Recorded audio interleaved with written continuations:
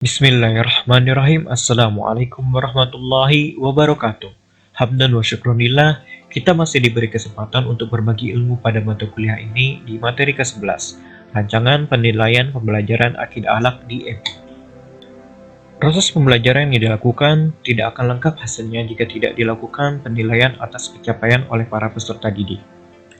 Penilaian kelas merupakan suatu kegiatan guru yang berkaitan dengan pengambilan keputusan tentang pencapaian kompetensi atau hasil belajar peserta didik yang telah mengikuti proses pembelajaran. Penetapan standar penilaian merupakan kriteria pengumpulan data yang dapat memberikan gambaran perkembangan peserta didik di dalam proses pembelajaran.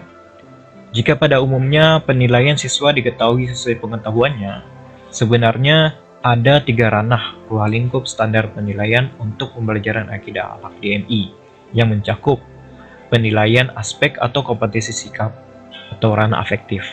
Kemudian ada aspek pengetahuan atau ranah kognitif. Dan yang ketiga ada aspek keterampilan atau ranah psikomotorik. Kemudian ada juga prinsip-prinsip dalam penilaian hasil belajar untuk pembelajaran akidah yang harus diperhatikan oleh pendidik. Prinsip tersebut ada 11, yaitu yang pertama, sahih atau valid berdasarkan data. Yang kedua, objektif tanpa ada pengaruh dari unsur lain. Dan yang ketiga, adil tanpa menguntungkan atau merugikan peserta didik. Yang keempat, terpadu, artinya termasuk dalam susunan kegiatan pembelajaran. Yang kelima, terbuka, dalam artian dapat diketahui oleh pihak yang berkepentingan. Yang keenam, menyeluruh dan berkesinambungan, artinya mencakup semua aspek dan teknik penilaian yang dilakukan sesuai dengan pedoman. Dan yang ketujuh, sistematis, terencana dan sesuai langkah. Yang kedelapan, beracuan kriteria, artinya berdasarkan ukuran standar kompetensi. Yang kesembilan, akuntabel, dapat dipertanggungjawabkan. Yang kesepuluh, ekonomis, efisien dalam perencanaan, tahapan, dan laporan pertanggungjawaban. Dan yang ke-11, edukatif, sesuai dengan tujuan pembelajaran yaitu memotivasi peserta didik menjadi lebih baik. Penilaian yang sekarang berlaku di dalam kurikulum 2013 disebut dengan penilaian otentik atau authentic assessment, yaitu penilaian yang berfokus menilai kesiapan siswa, proses, dan hasil belajar secara utuh. Penilaian ini mencakup ranah aspek sikap, pengetahuan, dan keterampilan yang dilakukan secara seimbang. Jika aspek kompetensi yang ingin diketahui itu berbeda, beda pula teknik penilaiannya.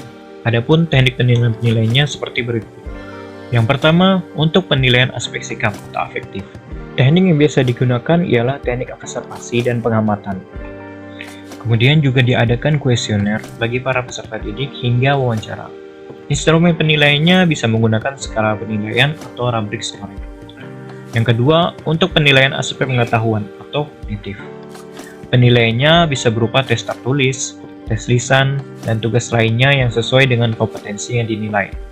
Dan yang ketiga, untuk penilaian aspek keterampilan, penilaiannya bisa berupa praktek, pembuatan produk, proyek, dan portofolio. Instrumen penilaian keterampilan bisa menggunakan daftar skala penilaian. Setiap aspek kompetensi yang dinilai juga terdapat berbagai tahapan yang harus dilakukan. Tahapan penilaian tersebut adalah yang pertama, untuk penilaian aspek sikap atau afektif. Tahapannya bisa dimulai dari mengamati perilaku peserta didik selama pembelajaran, kemudian mencatat perilaku mereka dengan menggunakan lembar observasi. Kemudian, hasil pengamatan tersebut ditindaklanjuti dan langkah akhirnya guru mendeskrip perilaku peserta didik. Untuk penilaian aspek pengetahuan atau kognitif, tahapannya bisa dimulai dari menyusun rencana penilaian, kemudian mengembangkan instrumen penilaian, dilanjutkan dengan pelaksanaan penilaian, kemudian hasil penilaian dilaporkan dalam bentuk angka dalam skala 0 sampai 100, dan dilengkapi dengan hasil penjelasan deskripsi. Untuk penilaian aspek keterampilan atau psikomotorik, tahapannya bisa dimulai dari menyusun rencana penilaian, kemudian mengembangkan instrumen penilaian, dilanjutkan dengan pelaksanaan penilaian. Kemudian, hasil penilaian dilaporkan dalam bentuk angka dalam skala 0 sampai 100 dan dilengkapi dengan hasil penjelasan deskripsi. Ini seperti penilaian aspek pengetahuan atau kognitif. Di dalam dunia pendidikan, ada 3 pihak yang bertanggung jawab memberikan penilaian dari proses dan hasil belajar. Mereka adalah pendidik, satuan pendidikan, dan pemerintah. Tiap pihak tersebut mempunyai prosedur tersendiri dalam melakukan penilaian proses dan hasil belajar.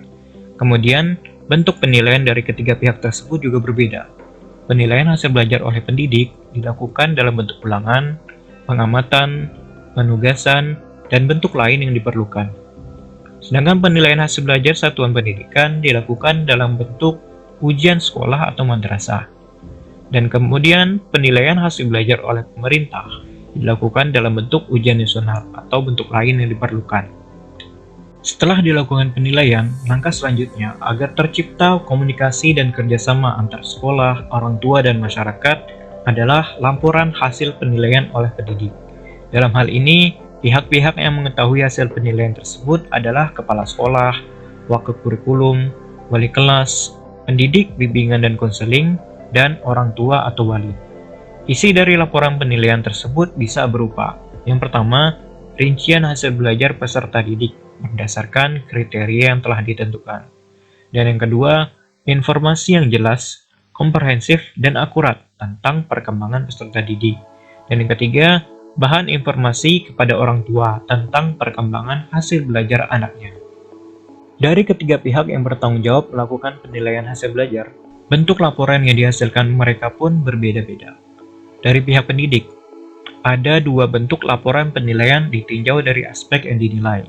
Yang pertama untuk aspek pengetahuan dan keterampilan. Laporannya bisa berupa nilai dan deskripsi pencapaian kompetensi. Yang kemudian untuk aspek sikap. Aspek sikap penilaiannya berupa aspek spiritual dan sosial yang diakumulasikan dan dijabarkan dalam bentuk deskripsi oleh wali kelas. Kemudian dari pihak satuan pendidikan, laporan hasil penilaian biasanya berbentuk lembaran yang dibukukan atau yang biasanya disebut dengan rapor. Nilai yang tertera di dalam rapor merupakan nilai proses, nilai harian, tugas dan pengamatan, dan nilai akhir dari nilai UTS dan UAS.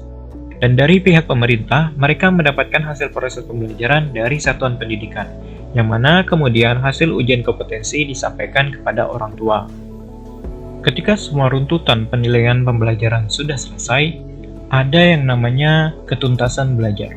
Ketuntasan belajar peserta didik dapat diukur dengan kriteria ketuntasan minimal atau KKM. Selanjutnya, mereka yang telah melampaui standar ini diberikan pengayaan berupa belajar kelompok, belajar mandiri, dan pembelajaran berbasis tema dan pemadatan kurikulum. Sedangkan bagi peserta didik yang belum mencapai standar nilai KKM, mereka diberikan program remedi secara individual, yang mana sebelumnya juga patut diidentifikasi oleh pendidik, penyebab permasalahan yang dimiliki oleh peserta didik, kenapa mereka bisa sampai tidak tuntas, hingga permasalahan tersebut dapat diatasi bersama. Kegiatan remedial dapat berupa tatap muka dengan guru atau diberi kesempatan untuk belajar sendiri. Kemudian, dilakukan penilaian dengan cara menjawab pertanyaan, membuat rangkuman pelajaran, atau mengerjakan tugas tertentu. Baiklah teman-teman sekalian, telah kita simak tadi gambaran umum rancangan penilaian pembelajaran akidah akhlak di MI. Semoga kegiatan perkuliahan pagi ini bermanfaat bagi kita semua. Akhir kata, wassalamualaikum warahmatullahi wabarakatuh.